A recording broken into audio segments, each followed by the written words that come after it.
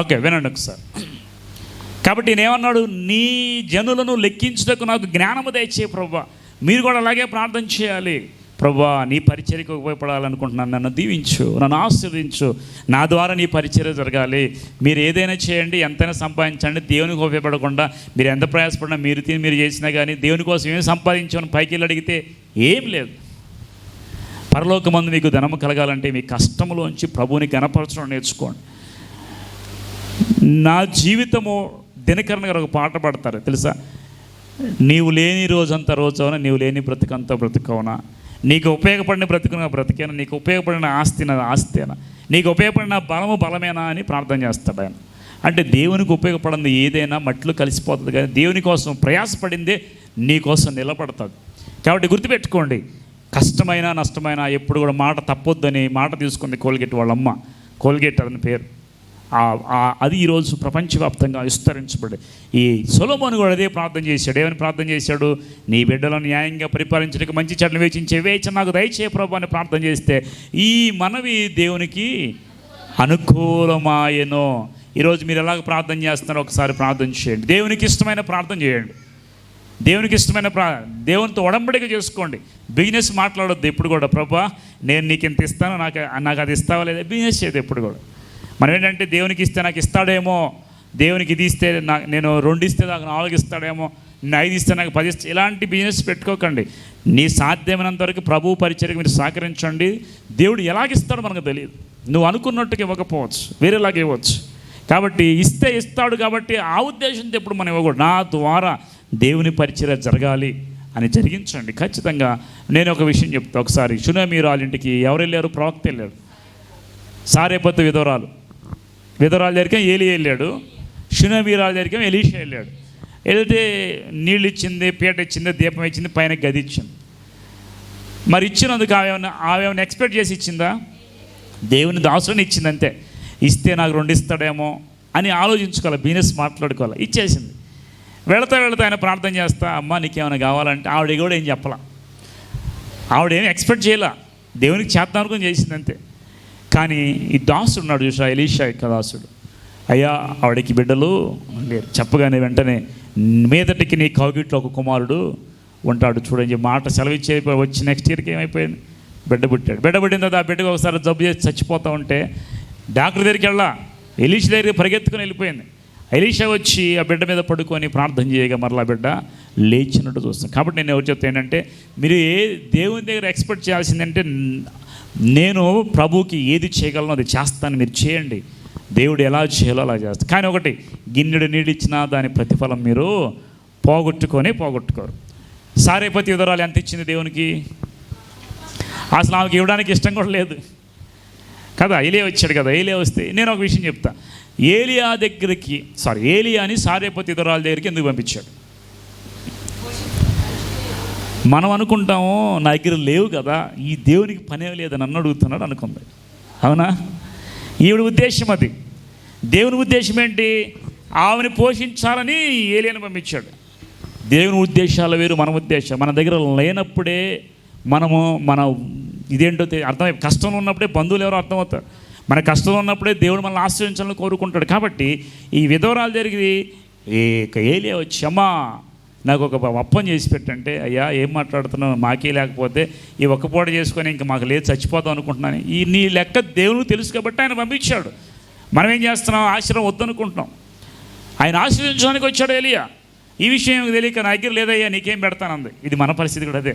నాకే లేదు నీకేం పెడతాను ప్రభు మనం అనుకుంటున్నాం. కానీ ఎప్పుడైతే ప్రభు అన్నాడు, ఏలియా అన్నాడు, ఇదిగో నేను చెప్పినట్టు వెళ్ళిపో, నువ్వు చేసుకునే 2 అప్పాల్లో చిన్న చేయి ముందు, నాకు పెద్దది కూడా అవసరంలా, ఉన్న పిండినే మొదటి అప్పం చేసి నువ్వు తీసుకొని రా కాల్చి. సరే కష్టమో నష్టమో ఇద్దామని చెప్పి దేశాడయ్యింది, ఇచ్చింది. ఆయన ఏమన్నాడు, ఏం ఆశ్రయించాడు? ఇదిగో భూమి మీద వర్షము కురిసినంత కాలము నీ కుటుంబంలో ఎప్పుడు కూడా గిన్నె తక్కువ కాదు, పిండే తక్కువ కాదు, నూనె తక్కువ కాదు. ఇంత పిండిలో ఇంత పిండి ఇచ్చింది. భూమి మీద వర్షం కురిసినంతకాలం పిండి ఊరుతానే అక్షయ పాత్ర అయిపోయింది నాకు తెలిసి. ఆ పాత్రలో తీస్తున్న కొద్దీ వస్తూనే ఉందేమో. మరి వర్షం కురిసినంతకాలం అంటే ఇప్పటికీ వాళ్ళ సంతానం పోషించబడుతున్నారు లేదా? భూమి ఉన్నంతకాలం వారు ఏది చిన్నది ఇచ్చినందుకు. నేను అదే చెప్తాను మీకు, దేవుడు ఆవిడని ఆస్వాదించాలని పంపించాడు, అంతేగాని నీ దగ్గర దోచుకోవాలని కాదు. దేవునికి ఇచ్చేది దోచుకోవటం కాదు, దేవుని పరిచయం మనం చేస్తే దేవుడు మనల్ని ఆశ్రయించాలని. కాబట్టి నేనేమంటానంటే దేవునికి ఇష్టమైన ప్రార్థన చేద్దాం. దేవునికి ఇష్టానుసారంగా మనం ఏదైతే అడుగుతామో అది దేవుడు మనకి ఇస్తాడు. మీరు ఆశీర్వదించమని అడగండి. ప్రభువా, నీ సేవను బలపరచడానికి, నీ సేవని నా ద్వారా నేను చేయడానికి నన్ను ఆశీర్వదించు, నా చేతుల కష్టార్జితాన్ని దీవించు ప్రభు అని ఖచ్చితంగా ప్రార్థన చేయండి, దేవుడు ఇస్తాడు. ఈరోజు మీరు పొందుకున్న దానికి అత్యధికంగా బిజినెస్ పరంగా కాదు, బిజినెస్ మాత్రం ఆలోచించదు ఎప్పుడు కూడా. నేను దేవుడికి మీరు ఇస్తే ఇస్తాడని కూడా నేను చెప్పట్లా, మోసపూరిత మాటలు కూడా కాదు. దేవునికి మనస్ఫూర్తిగా ఇవ్వండి, దేవుడు ఎలాగ మిమ్మల్ని ఆశ్రయిస్తాడో మీరు చూడండి. ఇవ్వకపోతే ఆస్వాదించడా? దేవునికి ఉన్నవాళ్ళు లోకంలో ఆశ్రయించబడలేదా? ఆశ్రయించబడ్డారు, కానీ అది విలువలేని ఆశీర్వాదం. దేవుని ఎరగని వాళ్ళు ఎంతమంది కోట్లు సంపాదించుకోలేదు, కానీ వాళ్ళు పాతాళంలో పడిపోయారని బైబిల్ వాక్యం చెప్తుంది. సరే, ఏదేమైనా ఈరోజు సొలొమోను చేసిన ప్రార్థన దేవునికి ఎలా ఉందంట? అనుకూలమైంది. ఇప్పుడు తర్వాత చూద్దాం ఒకసారి. దేవుడు అతనికి ఇలాగూ 11వ వచనం చూడమ్మా. దేవుడు అతనికి ఇలాగూ సెలవిచ్చను, దీర్ఘాయువునైనను ఐశ్వర్యమునైను నీ శత్రులో ప్రాణమునైనను అడుగక, న్యాయములను గ్రహించుటకు వివేకమును గ్రహించి నీవు అడిగితివి.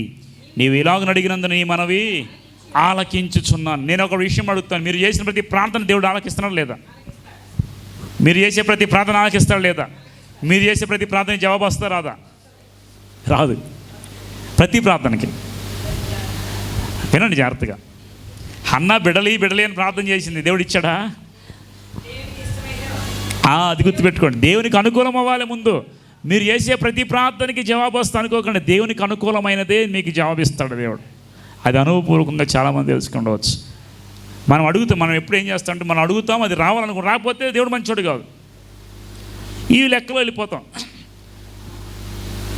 హన్నా ప్రార్థన చేసింది చాలా కాలం దేవుడే వల్ల, కానీ ఒకసారి ఎప్పుడైతే వాగ్దానం చేసుకుని తీర్మానం చేస్తే అప్పుడే దేవుడు ఇచ్చాడు. ఒకసారి చూద్దాం. తర్వాత చూడండి,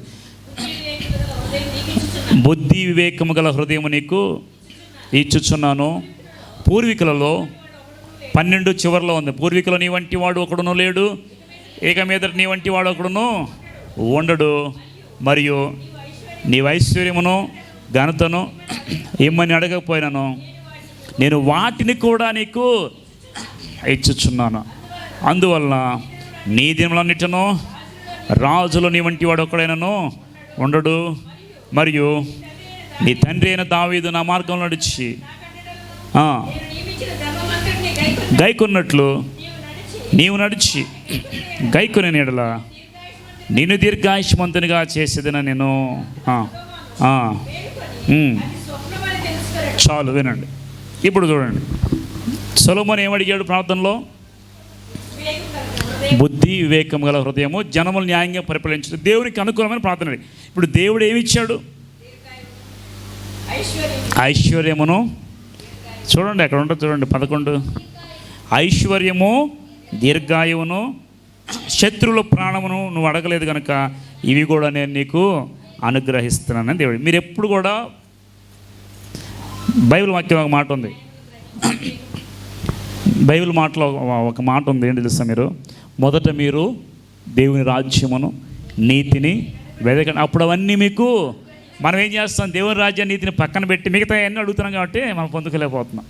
ఫస్ట్ దేవుని రాజ్యం వెతకండి, దేవుని కోసం పరిగెత్తండి. సమయం అంటే సమయానికి వచ్చేయండి. దేవుని రాజ్యం వెతకడం అంటే ఏంటి? ముందుగా క్రమశిక్షణ నేర్చుకో, టైంకి రావాలి. ముందుగా ఏం వెతకాలి? సండే రాగానే మటన్ షాప్కి, చికెన్ షాప్కి వెతకండి. మొదట దేవుని రాజ్యం వెతకండి, అప్పుడు మీకు అన్నీ అనుగ్రహించబడతాయి. కాబట్టి గుర్తుపెట్టుకోండి, మొదట దేవుని రాజ్యమును నీతిని, అప్పుడు మీకు అన్నీ. మనం ఏం చేస్తామంటే ఐశ్వర్యము, ఘనత, శత్రులు ప్రాణము ఎన్ని కోరుకుంటున్నాం, కానీ సొలొమోను అవేం కోరుకోలేదు. ప్రభువు ఒకటే అడిగాడు. దేవుడు ఆయన అడిగింది దేవునికి వచ్చింది, ఇవి కూడా బోనస్గా ఇచ్చాడు.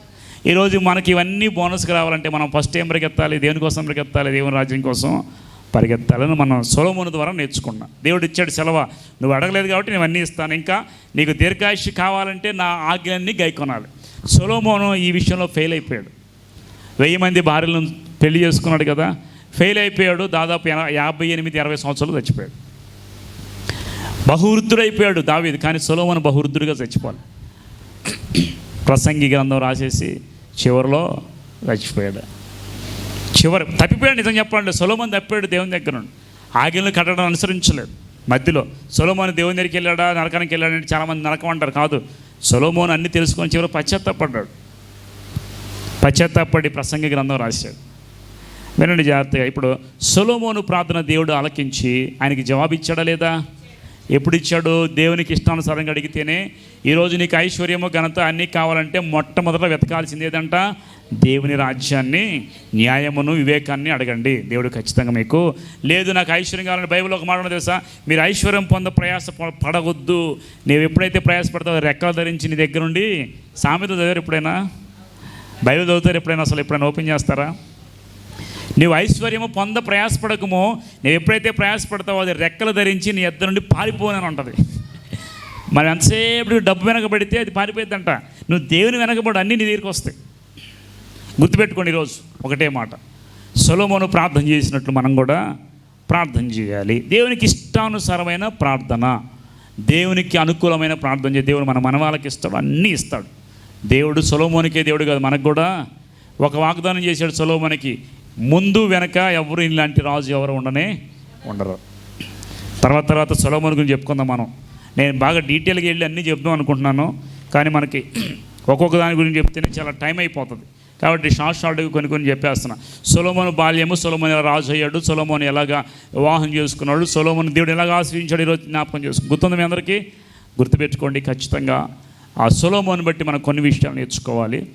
ఆ విషయాలు ఏంటంటే ప్రార్థన చేసే విధానము, దేవుని అడిగే విధానము, ఎలాగ రాజ్యం చేశాడు, ఎలాగ దేవునికి అనుకూలంగా ఉన్నాడు కొంతకాలం, ఇవన్నీ కూడా మనం నేర్చుకోవాలి. సొలొమోనులో మంచి విషయాలు, చెడ్డ విషయాలు కూడా కొన్ని ఉన్నాయి. అవి మనలో లేకుండా మనం చూసుకోవాలి. దేవుడి మాటలు దీవించి ఆశీర్వదించి ఫలింప చేయను గాక. ఆమె చిన్న ప్రార్థన చేద్దాం. తల ఉంచండి. మహాపరిశుద్ధమైన తండ్రి మీకు స్తోత్రాలు. సర్వశక్తి కలిగిన దేవ, నిత్యమైన తండ్రి మీకు వందనాలు. ఈరోజు నాయన మేమందరం నీ సన్నిధిలో చేరి ఉన్నాం. మమ్మల్ని జ్ఞాపకం చేసుకోండి, బలపరచండి, మీ శక్తితో నింపండి. సొలొమోను ఏ విధంగా రాజుగా నియమించబడ్డాడు, తండ్రి ద్వారా, తల్లి ద్వారా, నాతాను ప్రవక్త ద్వారా నీ యొక్క మాట చొప్పున రాజుగా స్థిరపరచబడ్డాడు, ఆశీర్వదించబడ్డాడు. అనేక మందికి నాయన ఈరోజు నాయన సొలొమోను జ్ఞానము ప్రపంచమంతా తెలియబడినట్లుగా మీరు సొలొమోనును దీవించి ఆశీర్వదించారు. మేము ప్రార్థన చేస్తున్నాం, మాకు మంచి జ్ఞానమును, వివేచనను దయచేయండి. నీ కొరకు ఉపయోగపడేటువంటి జ్ఞాన వివేకములు మాకు దయచేయండి. నీకు వందనాలు, స్తోత్రాలు చెల్లిస్తూ మహిమ, ఘనత, ప్రభావములు పొందుకొనమని యేసు నామములో, శక్తి కలిగిన నామములో